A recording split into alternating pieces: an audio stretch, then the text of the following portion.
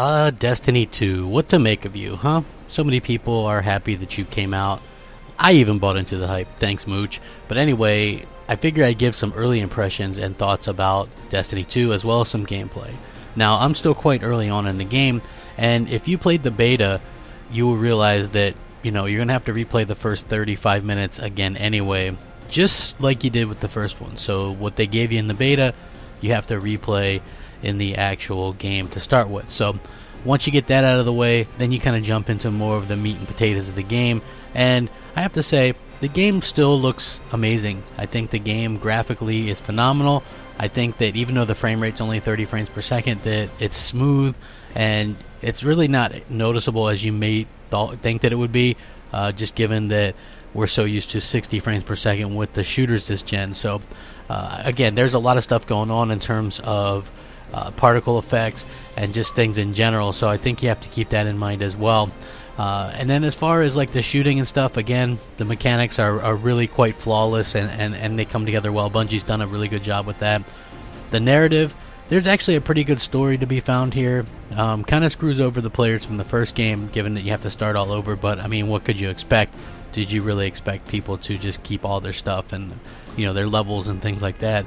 I have to say that in terms of the story, they've much improved it.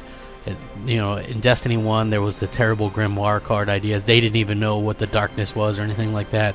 So at least you get like a clear-cut set of villains. But overall, I think that the experience just feels like Destiny 1 over again, with a few downgrades, given that the multiplayer is now 4v4 instead of 6v6. And, that's a bit of a letdown. But overall, if you enjoyed Destiny 1, if you're a Destiny fan, this is Destiny. You're going to enjoy this. If you're not a Destiny fan, if you thought the first one was not great, I don't really see anything here that's going to make you want to jump in and buy this, considering it's just more of the same.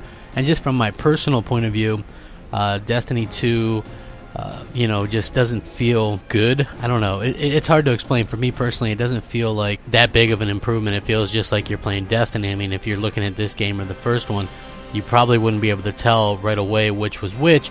And I think that is kind of the point that I would make, is that if you're a Destiny fan, this is more Destiny for you. If you're not a Destiny fan, then, you probably won't enjoy it, because it's not going to do enough to really kind of lead you in to this game. But at the end of the day, I think that it's still a fun game. Just for me personally, it might not be something that I get totally immersed in, due to the fact that even the achievements are kind of few and far between. One of the things that you guys know is while not an achievement whore or anything like that, I do like to get a fair amount, and this one only has, I believe, 13 achievements total. So that's a little bit odd for me. I'm not saying that all the ones in the first one were good, because I didn't really like the way they were set up in the first one either. I always think that when you play through a campaign, you should always get the bulk of the achievements and then take it from there. But Destiny 2, fun game. It's just Destiny to me, and I know a lot of people will probably use this analogy, Destiny 1.5, and that's what it truly feels like.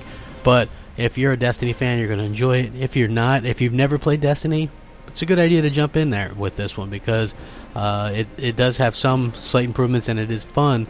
And obviously Destiny 1 could still carry on with a decent fan base, but I think Destiny 2, fun, but nothing groundbreaking or amazing in my opinion, but maybe worth picking up if you wanted to. I'm not really going to score it right now because I don't have enough time into it, but yeah, like I said, it's kind of like I originally thought it would be. So not fantastic, but not horrible by any means. It's really up to you with what you want to spend your money on with like the DLC and things like that. So anyway, here's my 2 cents. Hopefully you guys are having a great day. Stay safe, rack 'em up. Crapgamer out.